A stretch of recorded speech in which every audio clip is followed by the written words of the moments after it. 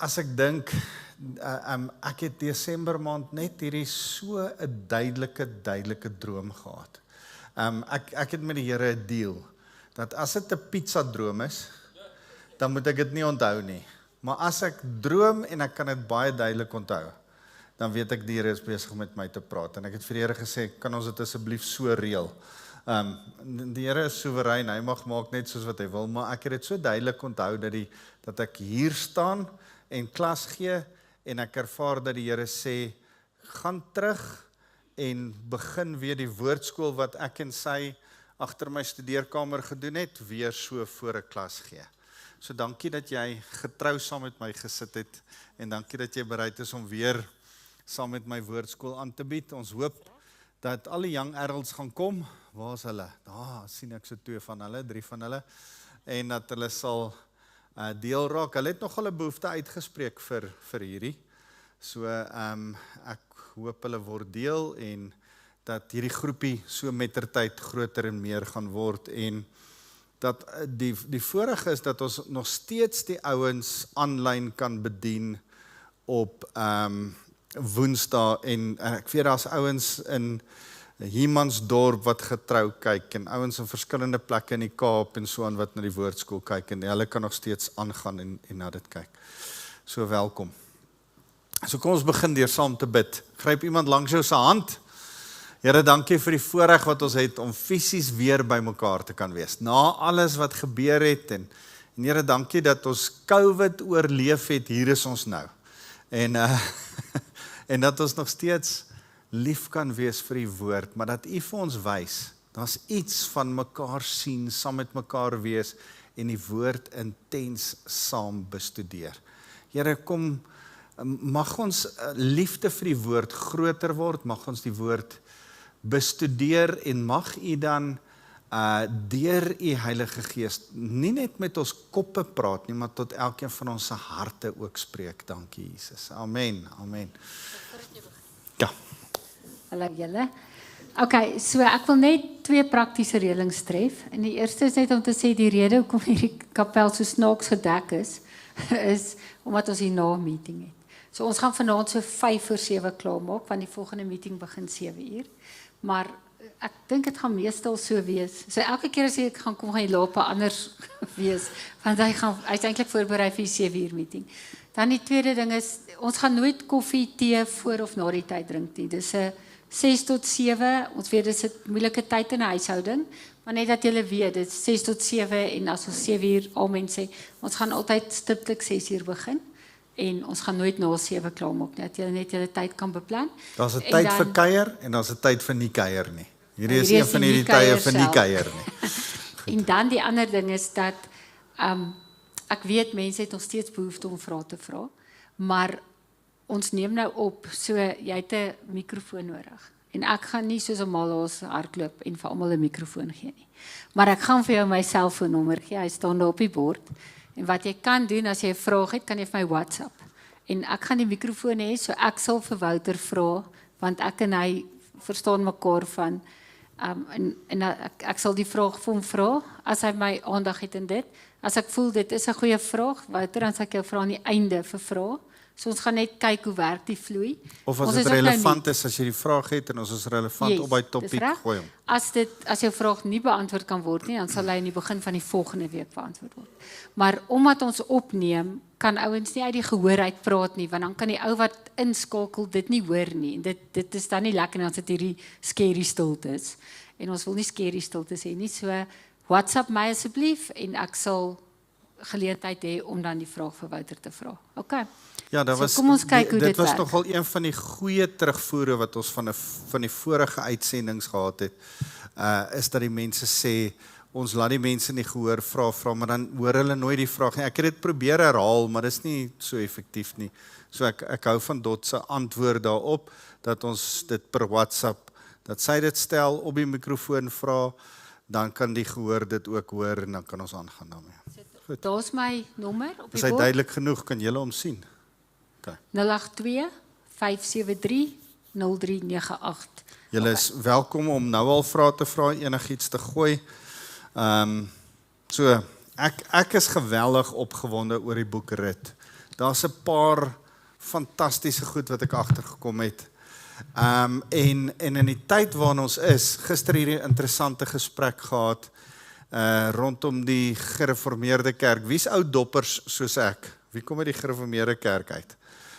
Nie baie hier nie. Maar gister, net voor die aanddiens, het iemand met my 'n gesprek, dat daar nou weer 'n hele gesprek rondom die gereformeerde kerk se gesprekke is rondom vrouens en die plek van die vrouens in die bediening.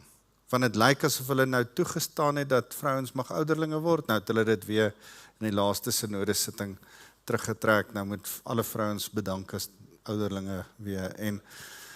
En daar gaan altyd sulke politiese goed wees. En in die tyd van Rut, en in die tyd wat Rut eintlik toe neergepen is, was Rut juist neergepen ook vir so iets. So kom ek verduidelik jou, as ek Rut lees en Rut na kyk, is daar sekere goed in Rut wat ek agterkom.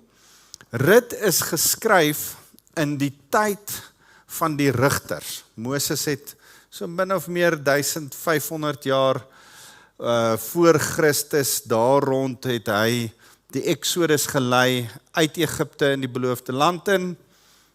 Hierdie datums is min of meer datums.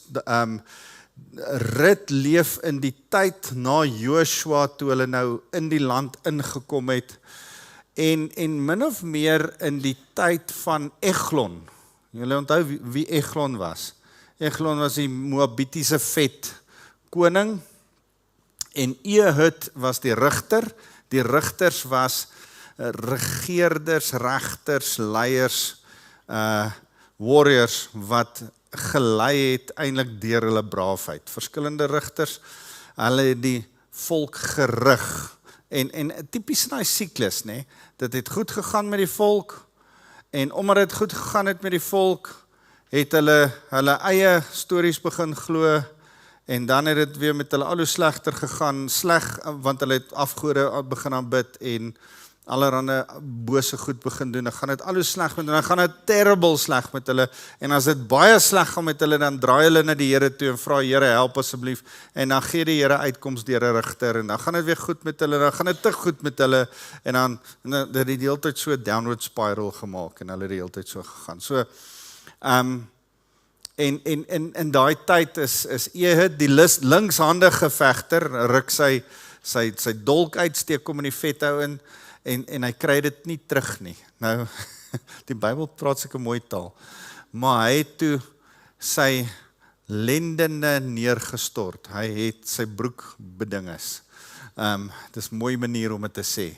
En dit het toe so geryk ook, want sy mense kom toe nie in nie, hulle los die koning toe, maar laat hy nou doen wat hy moet doen, hy is nou seker besig. Intussen tyd is Ehud by die venster uit, en teen die tyd wat hulle hom agtervolg, is hy al lankal weg uit Moab uit, en het sy besig om 'n weermag op te rig om teen Moab te veg. Nou is interessant, as jy buite Bybelse bronne lees, dan is dit interessant dat die bewering word gemaak, dat Eglon, die Moabitiese koning, die pa van Rut en Orpa was, en dat Orpa dan die voorouer van Goliat was, wat later 'n Filistyn was.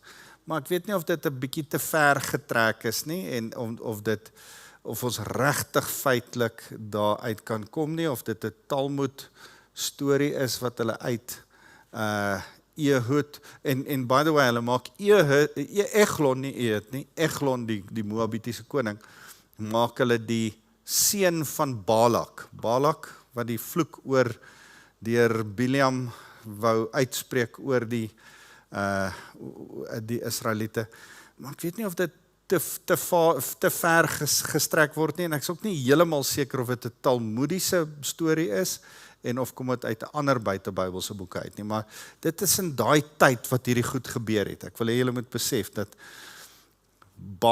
Bileam se storie gebeur in Joshua se tyd. Dan is daar 'n hele verloop van tyd voordat Eglon se verhaal gebeur, en dan in hierdie tyd wat Moab sterk is en wat dit eintlik sleg gaan in Israel, gebeur die storie van Rut.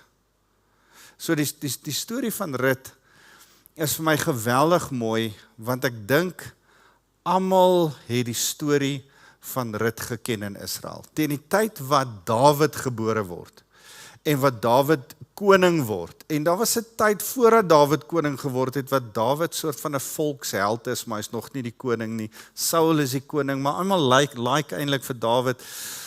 Saul is die koning wat nie eintlik kan regeer nie, maar Dawid weet almal moet eintlik die koning wees en dit was so 'n moeilike tyd en dit was letterlik omtrent 30 jaar wat dit gevat het voordat Dawid eers eintlik die koning geword het. En dan as Dawid die koning word, is almal okay, maar hy's kleinkind van Boas. Almal het geweet wie Isai is met die klomp seuns, die 7 seuns. Almal het geweet wie sy pa was en almal het geweet Isai se pa was Obed, Obed se pa was Boas. En by the way, weet julle wie was Boas se ma? Rahab. Rahab die prostituut. En dit sê dalk, dit gee ons dalk 'n klou, want ek wil hê julle moet in hierdie tyd dink, né? Gee ons dalk so 'n bietjie van 'n klou hoekom Boas dalk nie een van die rigters was nie. Want as jy na sy karakter kyk en as jy na sy manier van regeer kyk, in Juda het hy opgestaan en was hy eintlik 'n fenominale ou. En as ons so tussen die lyne lees, 'n ryk ou. Maar hy was die seun van 'n prostituut. Salmon, een van die verspieders, en die prostituut Rahab. So, kan hy nie tussen 'n vrou, Judese pa, hier's Boas, is nou nie, hy kom nou nie van die adelike stam af nie. Niemand sien hom nou as een van die ouens nie, maar die Here is besig met 'n plan. En by the way, hy het nog die grootouma grootjie gehad, wat sy naam Tamar was. En daar's 'n paar rowwe stories daar. Dis interessant, nee? Tamar is die een wat sy skoonpa nie vir haar nog 'n kind wou gee nie, en om mee te trou nie, die Levitiese, en toe gaan vermom sy as 'n prostituut, om vir Juda te vang, en daar word 'n tweeling gebore, en Peres, die een seun, word eintlik in die lyn van die konings en word eintlik een van die stamvaders van Jesus. Dis interessant, nee? Daar's 2 prostituie, of 'n vrou wat bietjie daisy maniere aangevang het, en 'n prostituut, en 'n Moabitiese vrou, en almal in die voorsate van Jesus. Dis dit nie genade op genade nie. Dis eintlik die mooi storie, en dis deel van waaroor Rut gaan. Want Rut gebeur dan in hierdie rigterstyd, in hierdie moeilike tyd. En dan is daar Dawid, so 4 geslagte na Rut, Dawid. 'n goeie 200 jaar daarna is Dawid. Goed, maar almal weet, Dawid is die Rut is die grootouma van Dawid. Teen die tyd wat Salomo kom, dan besef Salomo dat die storie van Boas is eintlik so 'n mooi storie. Blaai gou saam met my na hierdie mooi verhaal in Salomo vat die volksverhaal van Boas en Rut wat almal ken. Dis 'n tipe verhaal soos Racheltjie de Beer. Nêrens is Racheltjie de Beer opgeskryf vir ons as Afrikaanse mense nie, maar ons almal ken die storieetjie van Racheltjie de Beer en almal weet min of meer wat daar gebeur het. Toe ek met my vrou trou, toe sê sy, man, die Racheltjie de Beer is 'n mite, dit sneeu nie in Suid-Afrika nie. Nou elke keer as dit sneeu in Suid-Afrika, sê ek, nee man, kan nie sneeu in Suid-Afrika nie. Mense praat ons, as jy weet, as dit in Ermelo sneeu, of in die Drakensberge sneeu, of iets, dan terg ek vir Dottie oor, en sê ek, nee, kan nie wees nie, het sneeu nie in Suid-Afrika nie. Maar dis typies een van die stories. Dot, ek glo in Racheltjie de Beer. So, blaai gou saam met my na 1 Konings 7 toe. Ek wil gou vir julle hierdie mooi gedeelte wys. 1 Konings 7 vers 21. Agtergrond, Salomo bou nou die tempel wat Dawid wou gebou het. Hy bou dit eintlik met die blueprint, met die planne van Dawid. Nou of dit Dawid se plan was en of hierdie Salomo se plan was, maak nie saak nie. Hulle besluit dat Salomo, hy het die pilare opgerig, 2 groot bronspilare aan die linkerkant en die regterkant van die tempel. Erika, ek weet nie, as jy daai tempelbeelde altyd sien, dan sit min mense die bronsbeelde, die 2 groot bronskolomme daar neer, maar daar was 2 groot bronskolomme, pilare, en die een se naam in die portaal, op pad na die portaal van die hoofvertrek. Hy het 'n pilaar aan die regterkant opgerig, en 'n pilaar aan Jachin genoem, en hy het 'n pilaar aan die linkerkant opgerig, en dit Boas genoem. Jachin was die seun van Simeon, seun van Jakob, een van die 12, Simeon, sy seun was Jachin. Jachin beteken om gevestig te word. Boas beteken sterk. En wanneer jy in die Here se teenwoordigheid instap, simbolies is dit wat die 2 bronsbeelde, bronspilare beteken, vandag vir my en jou van toepassing uit hierdie storie van wat ons lees ook. As ek en jy in die Here se teenwoordigheid instap, dan vestig hy ons. Maar as hy ons vestig, dan maak hy ons ook sterk. Wanneer die Here jou sterk maak, dan vestig hy jou ook. Jy's tussen daai. Dis wat dit beteken om in die Here se teenwoordigheid in te stap. Nou, net priesters het in daai heilige en later die allerheiligste ingestap. Net hulle het die voorreg gehad om by die bronspilare in te kom in die Here se teenwoordigheid. Maar dit beteken, die Here maak my sterk en die Here vestig my. 2 onbesonge heroes van Israel, wat vernoem word in hierdie 2 pilare. Maar ek wil hê julle moet hoor dat Dawid en Salomo besluit het om die bronspilaar Boas te noem, want die storie is algemeen bekend, dat 'n paar jaar voor hulle was hulle oupa Boas, oupa Boas, die hero wat met Rut getrou het en die losser was, en eintlik die hele mooi verhaal van iemand wat vir geregtigheid gestaan het. So dit was algemeen bekend in die volksmond, en ek dink oor en oor vertel, en vir jare daarna, tot en met die ballingskap wat die tempel vernietig is. As jy tempel toe gegaan het, het jy die pilaar Boas gesien. Kom as die een pilaar se naam Boas. Man, kom ek vertel jou die storie van Rut en Boas, en dan was die storie weer oorvertel. Maar die storie was nie neergeskryf tot so 'n paar jaar daarna, na die ballingskap. Nou, intussen tyd was die Israeliete weggevoer in ballingskap deur die Assiriërs, en toe kom die Babyloniërs in 586, 3 kere agter mekaar. Een van daai keer, ek dink die 3de keer, Tiaan, was 586, die finale wegvoer. Dis min of meer die tyd toe Nebukadnesar die groot beeld gebou het en Sadrag, Mesach en Abednego in die vuuroond gegooi het. So 12 jaar voor dit was die eerste wegvoer, toe was daar 'n tweede wegvoer en 'n derde wegvoer, as ek dit nie mis het nie. Julle moet my reg help, het ek my 3 datums min of meer reg. In 'n kwessie van 12 jaar is hulle weggevoer, 70 jaar weg, en 'n kwessie van 12 jaar plus is hulle weer terug onder Zerubabel, Ezra en Nehemia. Het die 3 terugkere gebeur. Onder Nehemia en Ezra se terugkeer, het daar eintlik 'n hartseer ding in Israel gebeur. Blaai gou saam met my na Ezra hoofstuk 10. Ezra hoofstuk 10. Ezra hoofstuk 10.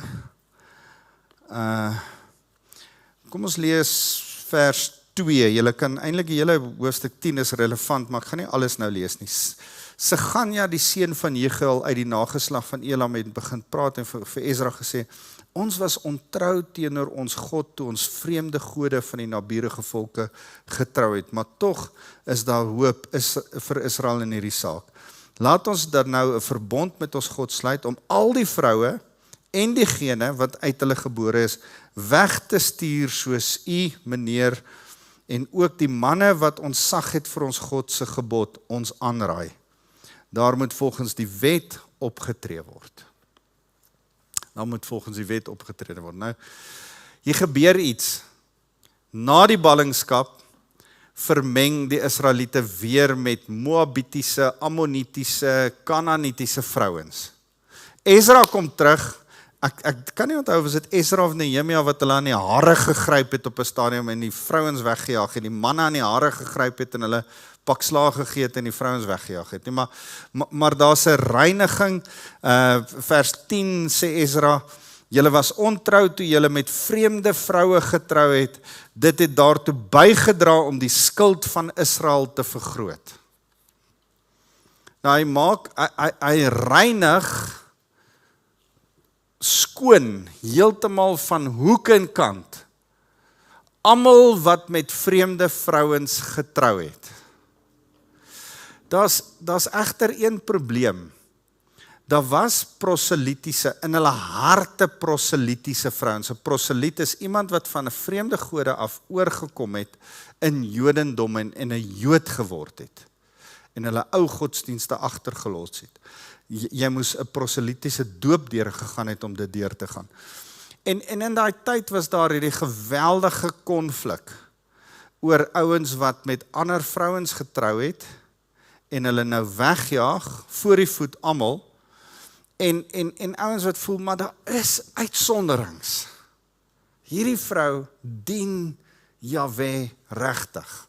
Hierdie een is regtig hier. En dit was veral so in die tyd van Ezra en Nehemia in Israel, maar ook in plekke soos Susan en daaraan waar daar in Babylonië nou stede is waar Jode nou met Babyloniese vrouens trou en natuurlik Babyloniese mans met Joodse vrouens trou. Ester se hele storie. So, dis 'n politiese, godsdienstige tamaletjie. En ons kan voor die voet sê, Ezra was reg, jy moes almal weggejaag het. Maar die skrywer, wat ons nie weet wie dit was nie, van die boek van Rut, die een wat die storie toe gaan neerpen het, baie mooi, baie sistematies, baie goed neergepen het. Sê, hoor, hier is nie so maklik nie, want wat van Dawid se ouma? Sy was ook 'n Moabitiese vrou. Wat maak ons nou daarvan? Is nie so maklik nie. En ouens, net om ons te laat stilstaan by 'n feit van hier's teologiese goed in ons midde, wat ons baie maklik swart en wit een kant toe kan skuif en kan sê, nee, ons doen nie dit in ons kerk nie. Dis nie so maklik nie. Dis nie so maklik nie. Hierdie week sit iemand by my en vra, luister, ek wil trou, die vrou waarmee ek wil trou, was voorheen getroud, sy's geskei, mag ek weer met haar trou? Die Bybel sê, nee. Maar dis nie so maklik nie. Dis nie so maklik nie. Dis nie 'n swart en wit antwoord nie. En dis iets wat mens nou moet deurtrap en saam met mense deurwerk en saam met mense praat oor die Here se vergifnis en die konteks van waarin daai ook geskryf was vir die gemeente van Korinte. Maar dat die Here trou aan hom wil hê is ook waar. Daar's goed wat nie so maklik is. En ek wens in meer as 30 jaar se bediening, mense kan net sê, nee, dis die wet en jy moet by die wet bly, swart en wit, daar's hy. Maar ouens, dis nie hoe die lewe werk nie. Ek lees 'n boek op die oomblik. As ek julle hierdie boek kan aanbeveel, ek het vir my disipelskapsgroepie boek aanbeveel. Beholding. Wat sê hy ou se behold? Coleman. Strachan Coleman is 'n praise and worship leier in Nieu-Seeland wat siek geraak het en toe begin die Here met hom oor intieme gebed praat. En een van die goed wat hy sê, dit roer my 'n bietjie, ek hou nie van wat hy sê nie, maar ek luister hom mooi uit. Hy praat oor contemplative prayer en hoe die Katolieke en die Anglikane ons voor is op contemplative prayer, om te gaan sit in stil, diep denkende gebed tot die Here uit te reik.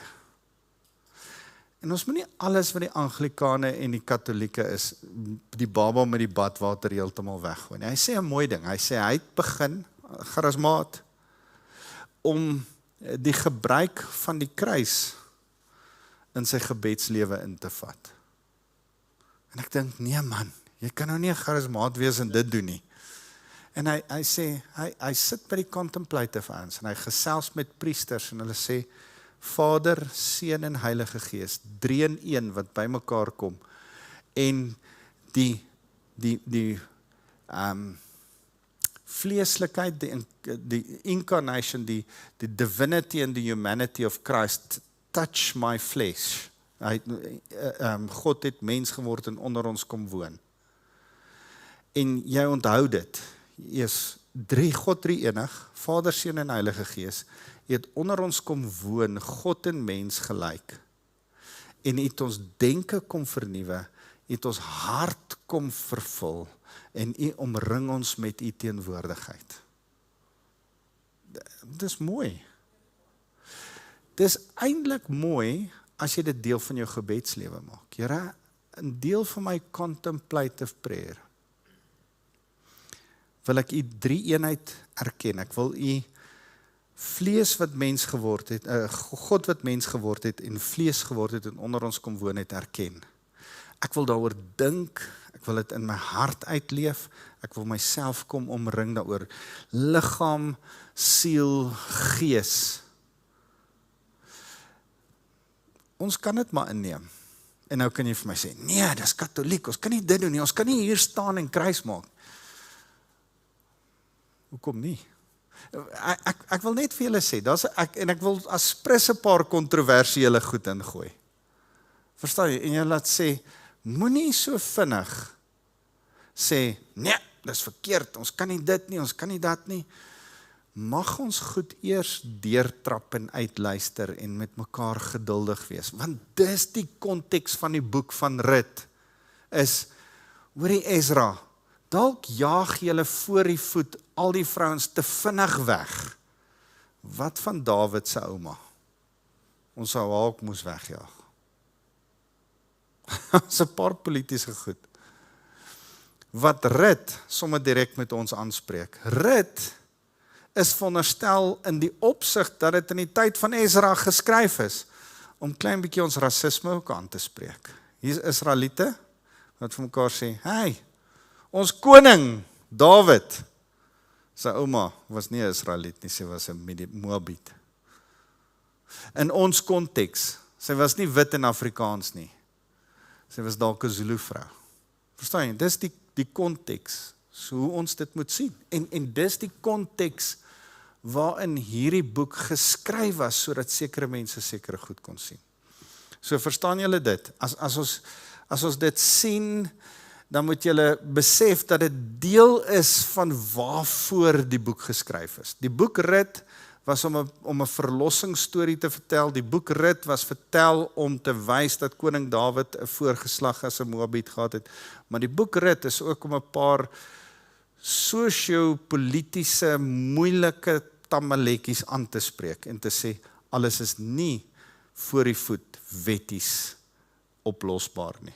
Ons moet deur die Heilige Gees 'n ding kan oordeel. Ek en Dot sê altyd, ons het in ons bediening nie 'n ding van, ons gaan nie dit doen nie, want ons wil nie 'n president skep nie. Mense sê dit, nee. Ons wil nie 'n president skep nie, so ons kan nie hierdie dingetjie doen nie, net nou wil almal dit doen. Ek hou van wat Andy Stanley sê van, I'll rather do for one that I want to do for everyone. Ek kan nie vir almal alles doen nie, maar daar is sekere goed wat ek vir een ou kan doen. Ek kan dit nie vir almal doen nie, maar ek kan dit vir een ou doen. En ek sal dit vir die een ou doen. En as jy dan sê, hoor jy is besig om 'n president te skep, nee, kan ek maar vir die Heilige Gees luister. Ons moet eerder vir die Heilige Gees luister en deur die Gees gelei word, as wat ons bang is om 'n president te skep. En ek dink eintlik is dit die moeilike tamaletjie in die boek Rut. Dot, sal jy gou vir my kom name neerskryf. So ek het gepraat oor die tyd, oor die konteks, oor die volksverhaal. Ek wil vinnig vir julle hierdie interessante ding wys.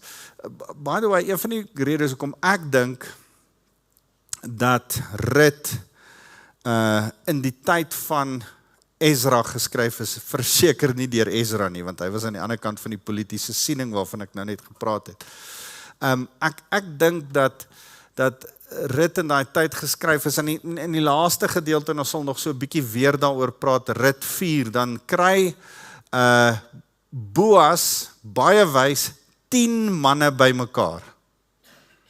Nou, voor ballingskap was 'n sinagoge nie establish met 10 manne nie. Enige Jood, dit was in Israel, as Jode bymekaar is, dan was daar 'n samekoms van Jode en dan kon hulle bymekaar koms hou. Maar alles het verander onder die invloed van die Babyloniërs en die Perse. En nadat hulle uit ballingskap uit teruggekom het, het dit so gewerk. Maak nie saak wat 'n stad of wat 'n plek jy was nie. Jy 10 manne nodig, ouer as 12, om 'n sinagoge te vestig. Vandag nog oralste in die wêreld werk dit so. Ons het die hartseer voorreg gehad, nie voorreg nie, wat sal mens sê, hartseer ding beleef in Delmas, dat die laaste van 10 Jode uit Delmas uitgetrek het, en toe maak hulle die sinagoge toe en maak dit 'n gym.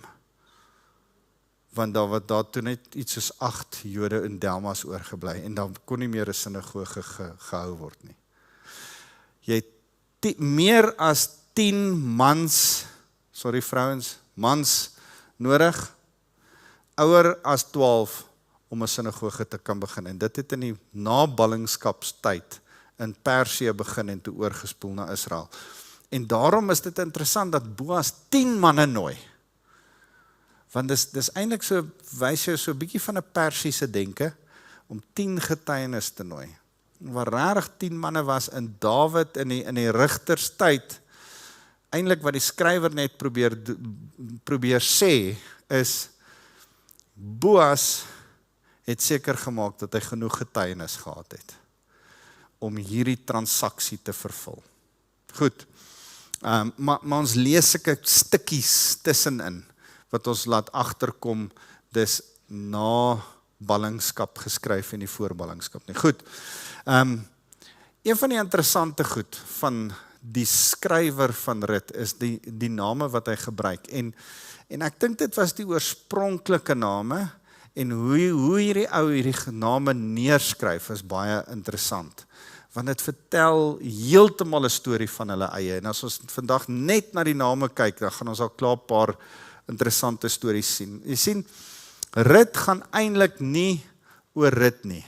Rut gaan oor Naomi. Die hele boek van Rut gaan eintlik oor Naomi. Naomi is in die moeilikheid. Naomi maak eintlik saam met haar man Elimelech 'n fout.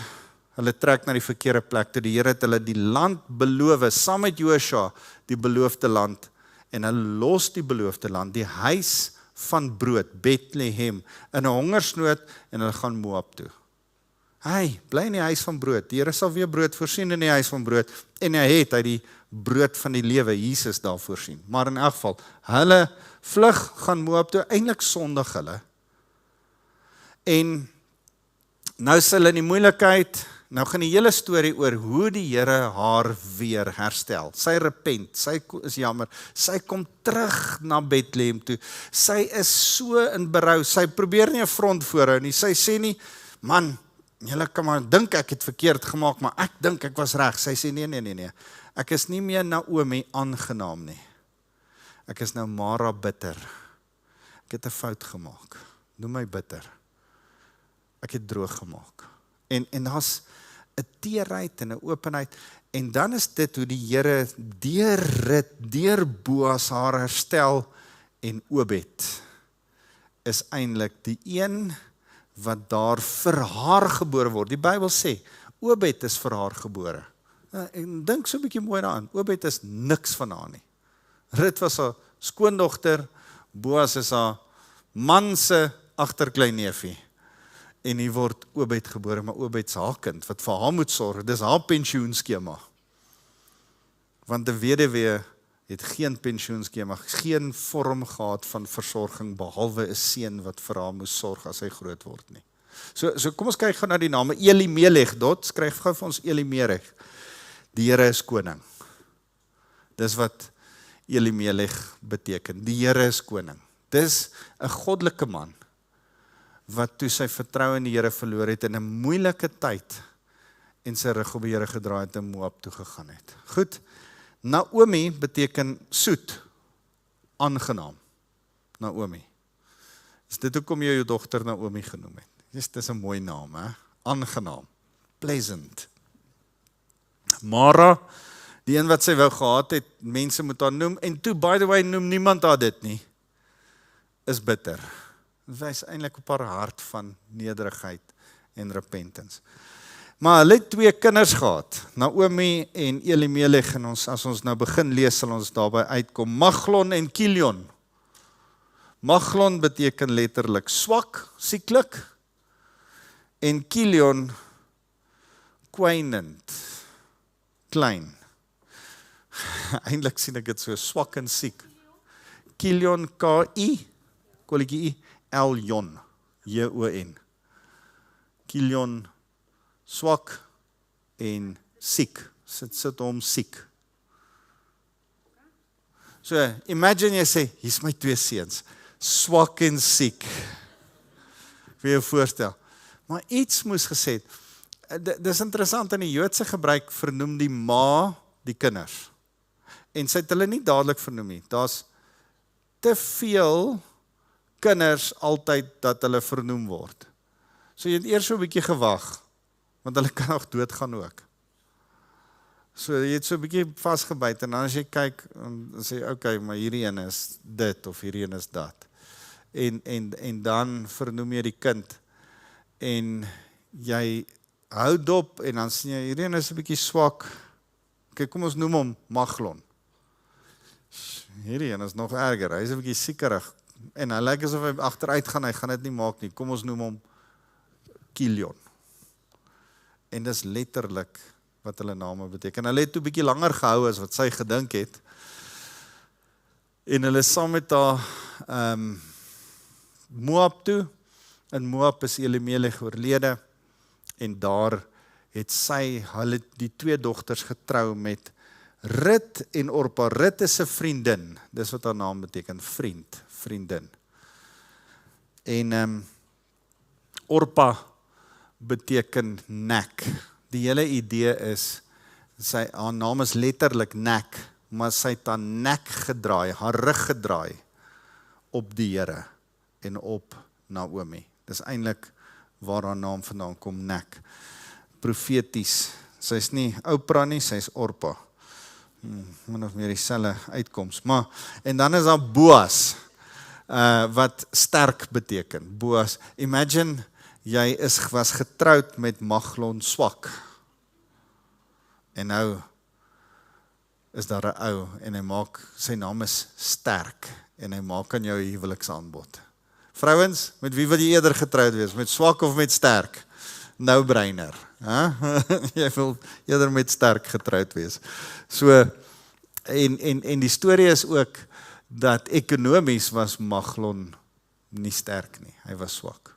Maar ekonomies was Boas sterk, in die hele storie wat ons tussen die lyne lees. Goed, en dan is daar natuurlik die ou wat die eerste losser is, die ou wat eerste in die ry staan om met Rut te kan trou. En interessant genoeg is dit een van daai ouens wat se name glad nie in die Bybel genoem word nie. Aspris nie genoem, want hulle wil hom nie tot skande stel nie. In die hele storie wat in die volksverhaal waar niemand sy naam noem nie. Want ons wil hom nie eintlik ontbloot nie. Want die aap het nie sy plig gedoen nie. Hy moes met Rut getrou het. Maar hy wou nie, want hy het sy eie sak, sy eie ekonomies. So sy naam was anoniem. So en so. In Hebreëus, ek dink ek het in Hebreëus hier ergens neergeskryf, maar dit is so interessant om agter te kom.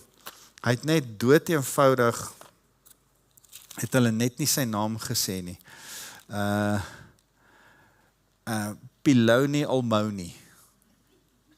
Dis Hebreëus vir so en so. Piloni Almoni. Anoniem. Die man sonder naam. Die een wat ons nie wil noem nie. Want ons wil hom nie ontbloot nie. Hy is in elk geval nie belangrik vir ons storie nie. Dis eintlik wat die skrywer sê. Is nie so belangrik nie. En dan natuurlik Obed. Jy's te vinnig. Obed om te dien. Daar is die karakters wat ons lees van. Nou daar is hier en daar 'n ou wat met 'n dienaar van Boas wat met Boas praat en daar's die vroue van Bethlehem wat praat met Naomi, maar die skrywer hou aspres hierdie mense so op die perimeter, so op 'n afstand en hulle name word nie genoem nie. Maar daar's eintlik iets moois in al hierdie name, né? Die Here is koning, want dis eintlik die hele tema van hierdie boek. Die Here is koning, hy is in beheer. Hy sal op die ou ende in beheer wees. As Elimelech net gestiek het en geglo het in sy eie naam. Maar die hele storie van Rut gaan om die naam van Elimelech weer in ere te herstel en die grond van Elimelech en die erflating van Elimelech weer in ere te herstel. Om weer in ere te herstel dat God koning is. En dan doen Boas dit. Is stories op stories. Ek geniet Rut wanneer soos kringe in 'n bos. Die van julle wat kringe in 'n bos. Daar's 'n storie agter die storie agter die storie. Die een ander ding wat ek geweldig geniet het was daai fliek oor die ou in die boot met die tier en die wat was die storie? The Life of Pi. The Life of Pi is 'n storie met 'n storie in met 'n storie in met 'n storie.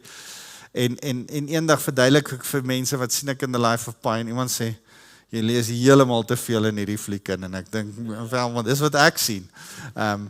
So Elimelech, die Here is koning, Naomi soet en aangenaam. Die Here dis die pad wat die Here met ons stap. Dis die hoofkarakter, is iemand wat soet en aangenaam is. 'n plek van repentance, maar sonde los ons bitter. Maar ons kan nie in bitterheid bly nie. En gelukkig is die uiteinde van die storie dat hulle haar nie op die ou einde Naomi noem nie. Sy is bitter Mara noem nie. Sy bly nie bitter nie. Sy word weer soet. Ek en jy, maak nie saak wat in jou lewe gebeur nie, maak nie saak of jy sonde gedoen het, of jy weggehol het Moab toe, of jy mense verloor het aan die dood, en of jy jou rug op die Here gedraai het, en jy absoluut foute gemaak het nie. Die Here noem jou nie Mara nie. En al noem jy jouself Mara in repentance, en al dink jy, ek het droog gemaak. Daai ding wat ek nou die dag gesê het, ons self-talk, almal van ons praat met onsself. Al sê jy vir jouself, jou idiot. Stupid. Jy's nie Mara nie. Ek wil elkeen so in die oë kyk. Sê, jy's nie Mara nie. Die Here sien jou Naomi. Soet en aangenaam. En die Here wil jou weer oprig. So, Maglon en Kilion siek en swak, dis eintlik 'n hartseer verhaal van 'n verkeerde keuses, né? En dan Rut en Orpa, twee kante van die wêreld. Twee kante van die wêreld wat albei 'n geleentheid kry om die Here te volg. En Naomi te volg wat repentant teruggaan Bethlehem toe. En dan sê sy, gaan terug na julle maas toe. En dan sê Orpa, yes, ek vat die geleentheid, ek gaan terug. Maar Rut sê, waar u gaan, gaan ek, waar u sterf, sterf ek. U God is my God. Dis 'n bekeringsoomblik, as Rut dit sê. Sy kom tot bekering. Sy het 'n plek waar sy aan die Here oorgee. So, en dan Boas sterk, die pilaar, wat toe 'n bronspilaar in die tempel word. So mooi verlossingsstorie. En ons het natuurlik 'n Boas, 'n pilaar in ons lewe, sy naam is Jesus. Die sterk een in my en jou se lewe. En dis vir ons waaroor hierdie hele storie gaan. Ek en jy is Rut wat verlos word en help om die wêreld en Naomi te verlos en ons by Boas aansluit. En dan is dan sulke nou-nou mense wat net heeltyd die verkeerde keuse maak. En so, Polony, wat het ek gesê? Polony Almoni, no one's. En dan Obed. By ou ende, Here, hoe kan ek U dien? Hoe kan ek U weer dien? Ons is in hierdie storie ingeskryf. En ons gaan so 'n bietjie dit saam ontdek. Goed, ek wil julle dit gou wys voordat ons die boek tackle. Ek wou vir julle sê dit gaan oor hoe Naomi, daar's temas hier in tweede kanse, verlossing, voorsiening, bonatuurlike voorsiening. Daar's iets moois wat ons begin sien van die morele wette, van morele plekke waar Boas sy werkers opdrag gee om arm vrouens anderste te behandel as wat almal in die hele omgewing en in die hele samelewing vrouens en veral arm vrouens behandel het. Moreel reg optree. Ons begin agterkom die wet van Moses reg geïnterpreteer deur iemand met die regte hart gaan kom by 'n plek waar hulle moreel reg optree teenoor ander mense. En dan die verlossingsidee van 'n losser en alles wat daar rondom gebeur, die hele Levitiese reg van die naaste, die broer wat met sy broer se weduwee moet trou as hy dood is, en hoe dit dan aangaan en die wet daar rondom wat hier toegepas word en verlossing bring. So ons gaan daarby uitkom. En dan daar's 'n paar mooi temas hierin. Daar's 'n paar mooi kultuurgebruike en ons gaan nog praat oor die sandaal en dat die sandaal gegee is. En die hele gebruik rondom 'n sandaal. Kan julle onthou dat George W. Bush in Irak, waar was hy? Toe gooi iemand hom met 'n sandaal. Ja, in 'n nuuskonferensie, toe trek iemand hulle sandaal uit. Pieter, weet jy van dit? Gooi hulle hom met 'n sandaal. Jy kan dit gaan YouTube. Dis George W. Bush.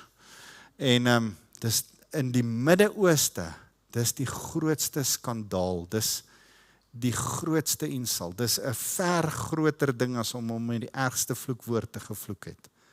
Is dat iemand hom met 'n sandaal gooi. As jy ooit onder moslems gewerk het, dan weet jy sit nie so nie. Erika, jy sal weet. Jy moet mooi dink as jy so sit. Ons was nou reg in 'n situasie in Europa waar Dot haar voete op iets gesit het en hierdie moslem het hysteries afgegaan. En ek het net die hele storie so ontlont. Dot se voet afgeskuif. Ek dink nie my vrou het dit eers agtergekom nie. Toe sit sy voet. Ja. En dit was die ou se bankie, die moslem se bankie by sy stalletjie. En sy gaan sit haar voete op. Hierdie ou ontplof.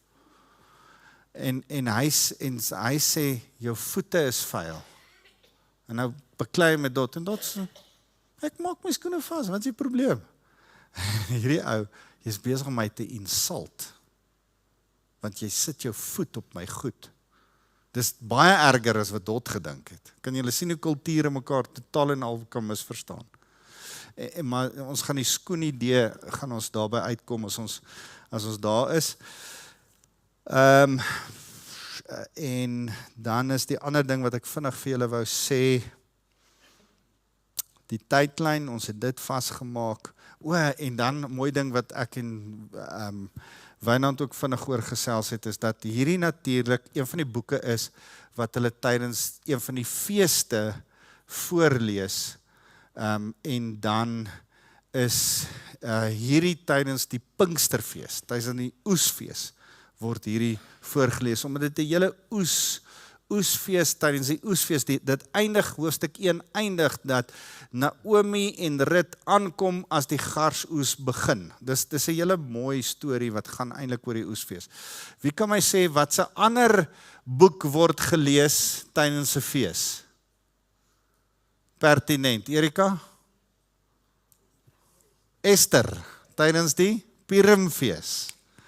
Ek love it, want hulle gee vir elke kind, dis die Sabbat van die Purimfees is eintlik 'n kindersabbat, kindersondag, is 'n kinderdiens.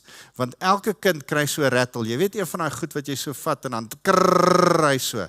En as hulle die woord Haman sê, dan is elke kind veronderstel om so hard te lawaai dat die rabbi se woord Haman nie gehoor word nie.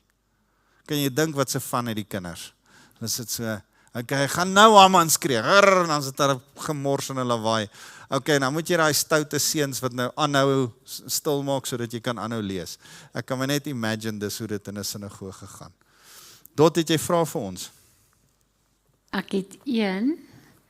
Wanneer het die wet ingekom dat Israel vir 10 geslagte nie met 'n Moabiet mag introu nie? Ja. Deuteronomium 23, blaai gou saam met my na Deuteronomium 23, is dit nou vers 23? Ek het dit ergens neergeskryf, vers 3 van Deuteronomium. 'n Ammoniet, 'n Moabiet mag nie in die geloofsgemeenskap van die Here kom nie. Selfs tot die 10de geslag na hulle mag nooit in die geloofsgemeenskap van die Here kom nie. Dis voorrit. Dis deur Moses geskryf. So, hoe kom Dawid dan in die Here se teenwoordigheid in? Hoe bou Salomo die tempel? Enigste manier is dat Rut nie meer as 'n Moabiet gesien word nie. Maar dat die bekering van haar hart en haar trou met Boas haar ten volle 'n Israeliet maak, 'n Judeër maak. Dis geweldig interessant dat die Here die wet nie volgens die letter van die wet hier nahou nie, maar hy verander dit volgens wat in mense se harte aangaan. Ons moet mooi hier tussen die lyne lees. Van hier's 'n hart wat 'n Jood word, die oomblik toe sy sê, "U God is my God." Toe sy nie meer 'n Moabiet nie, toe sy 'n Israeliet. En toe is hierdie nie meer van toepassing nie. Maar hoe sê mense dit nou vir Ezra, wat sê, nee, alle vrouens moet waai. Verstaan julle daai hele tamaletjie? En boonop kan Ezra dit staaf uit Deuteronomium 23 vers 3. Hy's reg, Ezra is reg. En ek en jy het 'n paar skrifte wat ons kan haal en sê, ons is reg, die Bybel sê so. Kan ons eers bid en regtig vir die Here vra en mooi saam sit en by die Here gaan pleit oor hoe ons die regte ding in sy hart doen. Nog iets? Deuteronomium 23:3 is 'n geweldige belangrike skrif in hierdie konteks van Rut. Ek dink, dit sal goed wees as ons afsluit deur ten minste een versie van Rut te lees. Ons kan nie Rut begin het en ten minste nie een versie van Rut gelees het nie. In die jare toe die rigters nog regeer het, was daar hongersnood in die land. 'n Man van Bethlehem, die huis van brood, in Juda, in praise, Juda is lofprysing, het tydelik in die gebied van Moab gaan bly. So, sy plan was, ek gaan net soontoe vir tydelik, ek gaan weer terugkom, hy het nooit teruggekom nie. Hy en sy vrou en sy 2 seuns, die man se naam was Elimelech, sy vrou se naam was Naomi, en sy 2 seuns se name was Maglon en Kilion, en hulle was van die Efrata familie uit Bethlehem in Juda, en hulle het in die gebied van Moab aangekom, en terwyl hulle daar was, is Elimelech dood. Ons sal volgende week by vers 3 aangaan. Efrata is in die algemeen, as jy in die Bybel lees, Efraim dan moet jy lees Israel. Daar's 'n paar sinonieme. Efraim was die grootste van die 10 stamme wat Israel gevorm het, en daarom was dit soort van sinoniem om van Israel as Efraim te praat. As jy van Bethlehem gepraat het, het jy ook van Efrata gepraat. En daarom is daar daai mooi profetiese woord oor Jesus wat sê, Bethlehem, jy sal geseënd wees, Efrata, uit jou sal die koning kom. Dis dieselfde plek. Sê ek dit nou reg, Efrata, Bethlehem, selfde plek. Goed, is julle almal gelukkig? Kom ons sluit af, sodat die volgendes week kan inkom. Ek sien uit om volgende week die boek te tackle en meer verse as net 3 verse te lees. Here, dankie dat u so 'n mooi storie het, romantiese storie, maar verlossingsstorie. Gebrokenheid van verwerping draai u in aanvaarding. En Here, eintlik is die mooiste van die hele storie van Rut is dat ons onsself en ons verhouding met u oor en oor in hierdie storie kan inlees. Here, dankie dat ons hierdie boek in diepte kan bestudeer en dat u deur die Gees vir ons nog meer en meer daaruit kan wys. Ons loof u, Jesus. Amen. Ek sal julle so 'n voorsmaakie gee. Die woord gesed, waaroor ek al baie gepraat het, loving kindness, kom 9 keer voor. 3 keer in vers 1 in hoofstuk 1, 3 keer in hoofstuk 2, 3 keer in hoofstuk 3. Daar's 'n plan. Die skrywer het hierdie boek met 'n plan geskryf. Ons praat volgende week daaroor.